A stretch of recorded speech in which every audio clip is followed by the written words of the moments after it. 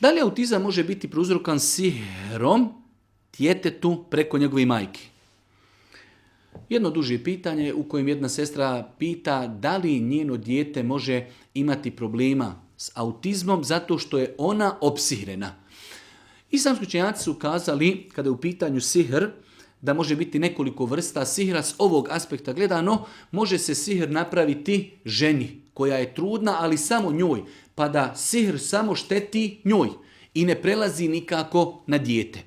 Imamo vrste sihra da neko cilja taj plod, cilja sihrom uništenje ploda, cilja sihrom rađanje, cilja sihrom da žena bude nerotkinja. U tom slučaju sihr može, znači da zajedno djeluje i na majku i na bebu. Tako da u takvim slučajevima, znači uz liječenje roditelja treba da se liječi ako se vidi da dijete ima znači reakcije prilikom učenja ruke, onda treba i tom djetetu znači podvrgnut ga tretmanu laganom učenja ruke i znači podučavanja djeteta zikrovima kako i na koji način da se zaštiti. Znači da li sihr majke može djelovati na dijete, zavisi od toga koja je vrsta sihra napravljena ženi. Ako je samo napravljen sihr da šteti toj ženi, onda dijete može da se rodi i da nema nikakvih problema i da nema nikakvih iskušenja niti simptoma sihra.